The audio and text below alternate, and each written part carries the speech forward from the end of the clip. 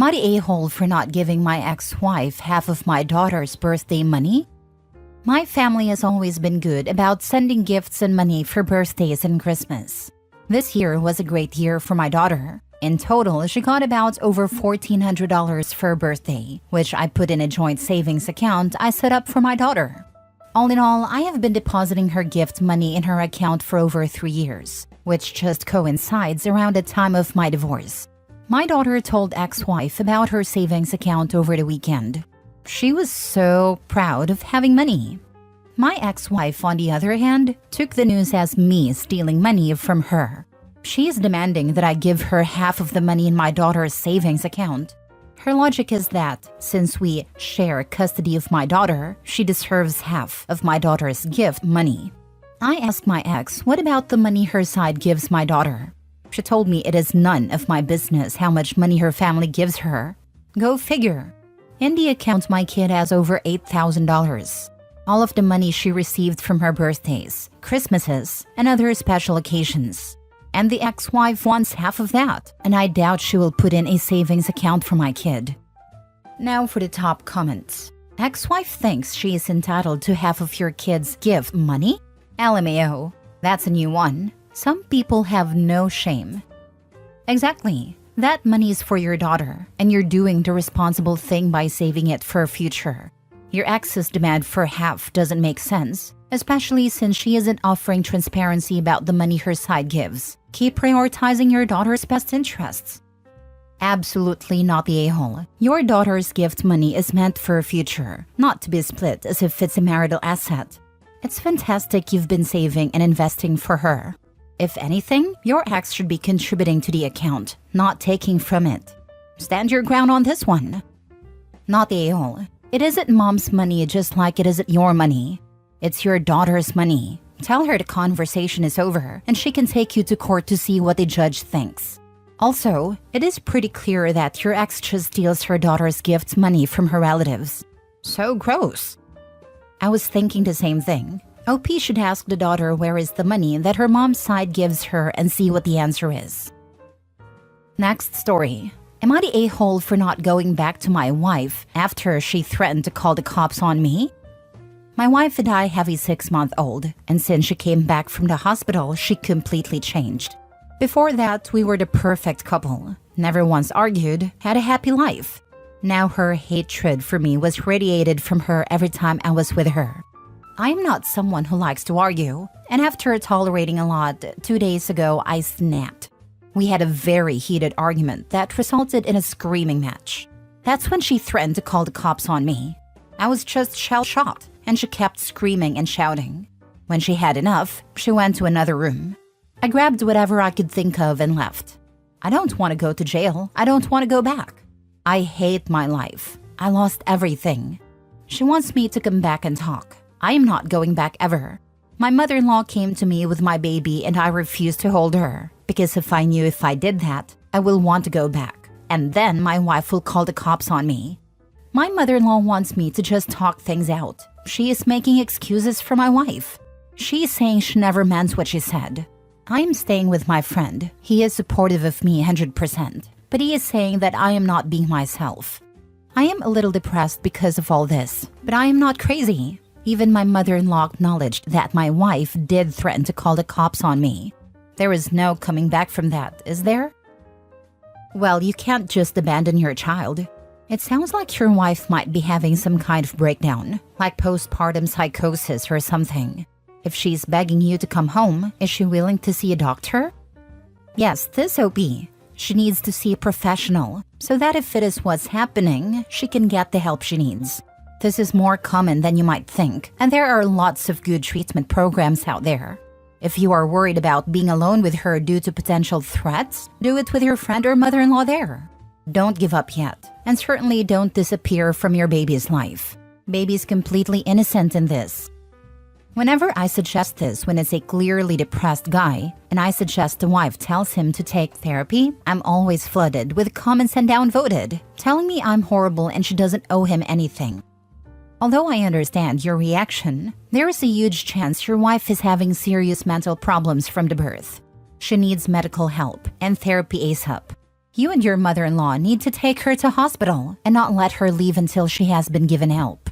And when she gets better, she can take accountability for what she has said and done. But first, she needs to get better. And he needs to be away from her while she gets help. Next time, she may become violent or falsely accuse him of something that could ruin his life. Not the a-hole, and be very careful. You refuse to hold your baby because you're afraid you'll want to go back and be an in-person parent again?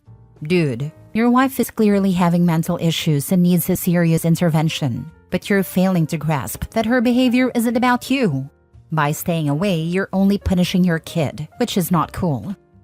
It is about him. If she is unhinged enough to call the cops and lie about what's going on, and he's going to jail for taking a chance and going home, she needs to get help first. Get that nonsense nipped in the bud. Next story. Am I the a-hole for breaking up with and kicking my girlfriend out because she went to an after party without me? I, 24 male, and my girlfriend, 23 female Anne, began dating in college.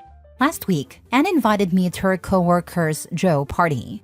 I had heard a lot about him in the past, and he and she really seemed to have a lot in common, especially with their taste in music. Apparently, he was an amateur musician with a fairly successful YouTube channel. Joe initially invited only Anne, but when she asked him if I could tag along, he said it was fine. The party was on Saturday evening. It was a fun party with about 30 people, held at a restaurant Joe had rented out. Towards the end, though, I wandered into Anne's little discussion group, and I immediately got the feeling that nobody really wanted me there. Most of all, Anne. It was her, Joe, and a few other people. Thinking that I was just imagining things, I hung around and listened to Joe basically boast about himself the whole time. A little while later, I wandered off to get myself a drink and chat with a few other people. Eventually, the time to leave came around, and I went to find Anne again. Joe approached me at that point and said that he was having an after-party over at his house. I was going to refuse, but then he said, "Sorry man, but only Anne is invited," while clapping me on the shoulder. I first told him not to touch me and then said she's not going. He informed me that she had already accepted the invitation. I texted Anne immediately to ask where she was. She responded, "Sorry, on the way to Joe's place. I'll see you tomorrow. Love you." I asked if she knew I wasn't invited, and she then left me on read. Texts after that were all ignored. I drove home furious. I stayed up all night, and finally Anne walked in the door at 5:42 a.m. I know because I was by the window watching. I recognized the car as Joe's and the driver as Joe. Nobody else was in the car. Anne waved to him cutely and laughed at something he said. Anne came inside and acted surprised to see me still up. At that point, I flatly told her that we were done, and she had the rest of the day to move out. Anne was at first confused with me, and then I told her that she can just move in with Joe. She rolled her eyes and said nothing happened. She gave me this spiel about my insecurities and imagination. I said it didn't matter. After this back and forward arguing, Anne finally relented and sarcastically thanked me for wasting the best years of her life. Anne finally moved out yesterday, and it was pretty dramatic. She said that she loved me and that I was throwing away everything over a party. Did I do her wrong here? I feel like I'm getting gaslighted. Now for the comments. She left you at a party she invited you to, went to another party without communicating with you, and ghosted you when you messaged her? I am sorry, but she doesn't care or respect you. At least you are not priority and her colleague seems to be more important. I would never leave my partner I came with to a party stranded at a party, and then gaslight him for being angry. Seems you're her safety person, the one who should wait for her and take care of her, and that's it. Not the a-hole. I wouldn't do this to a regular friend, let alone a partner with whom you're supposed to be ride or die. 100%. This is a crap way to treat a friend.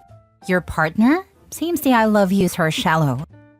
Not the a-hole. That's an incredibly suspicious move on her part, and a lack of communication, ignoring your texts, leaving the party without even saying goodbye at least. She 100% is doing something with Joe.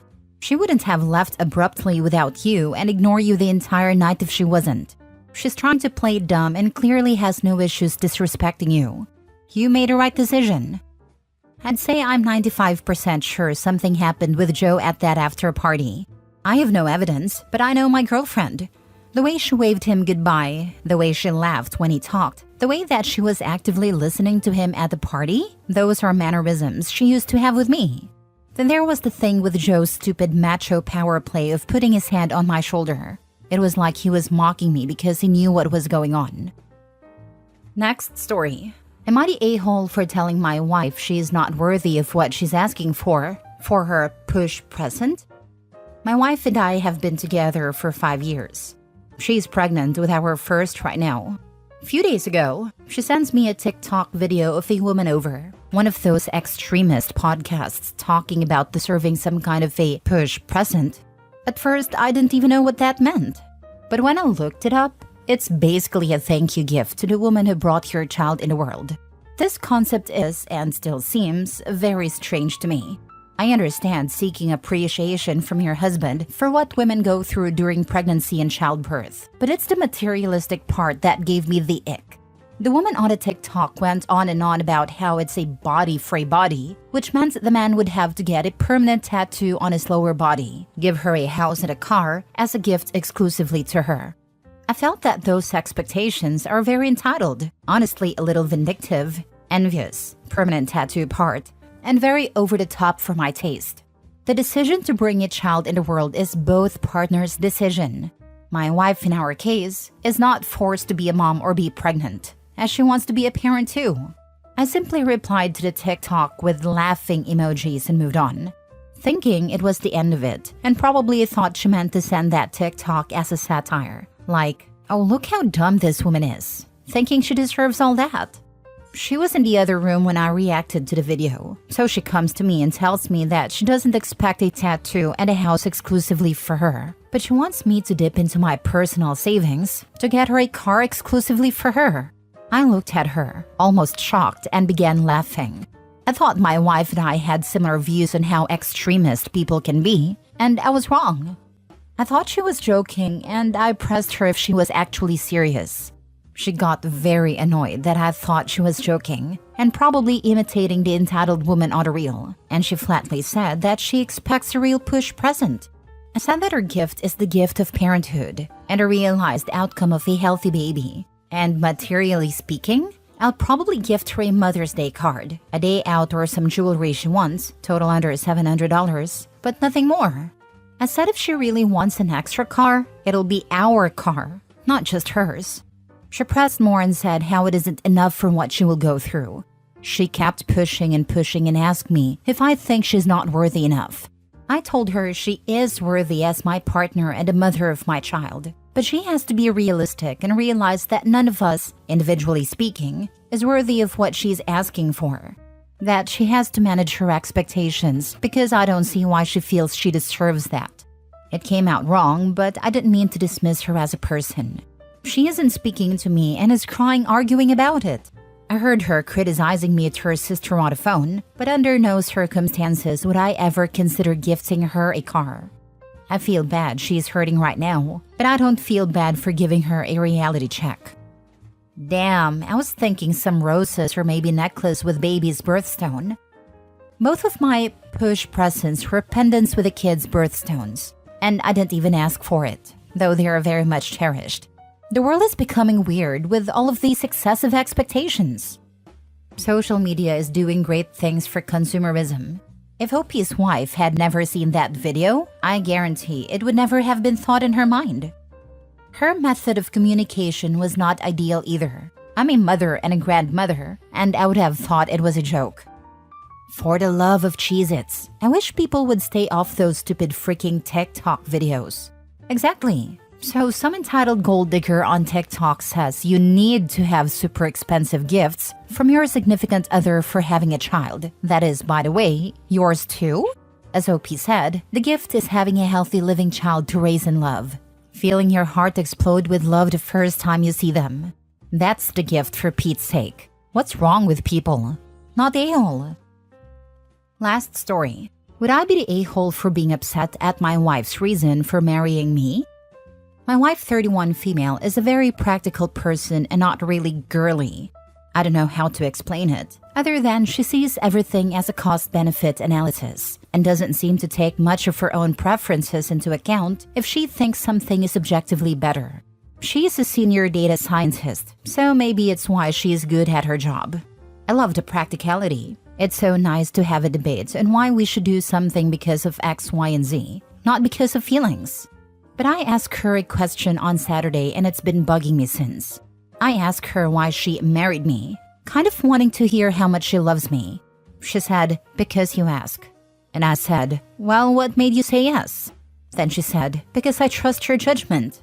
I was kind of taken aback and asked her what she meant. She essentially explained that she loves me, but that's not enough and she would never marry someone based on love alone. She said when she was younger, she loved an idiot who would have ruined her life if she married him, so she never dated him seriously.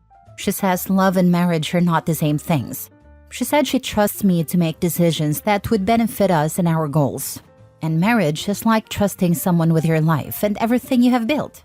I guess I should be flattered, but it only seems like she picked me because I'm a logical choice. Shouldn't it be more than that? That's what is bothering me, but I also know she sincerely thinks it's a huge compliment. She is a data scientist. I'm not sure why you're surprised that she made an informed decision based on more than just romantic feelings. Practical woman provides practical response. And OP, 1, she told you she loves you. 2, she told you she trusts you. 3, you said you like her pragmatism. That is who she is, and is how she answered. Chill. This is a woman who places an extremely high value on weighing pros and cons and making her own decisions. That she was willing to accept this huge once-in-a-lifetime decision purely on trust is a breathtaking show of faith. There are priests who have more doubts about God than this woman has about OP. Him. I love how she makes logical choices and doesn't argue based on feelings. Her. I made this decision based on logic and not purely based off my feelings. Him. Surprised Pikachu face. I don't even understand OP's thought process here. How is "I love and trust you" not an emotional answer? Logical would be like, well, I never wanted to get married because I know you can never really trust anyone. But I knew you would leave me if I said no. So I weighed the good against the bad and decided I would rather marry you to keep you in my life, even with the risk that things could turn bad one day. I really doubt OP would have wanted to hear, "You're just so big and strong and handsome that I married you," even though you weren't the logical choice. "I love and trust you" is a great answer.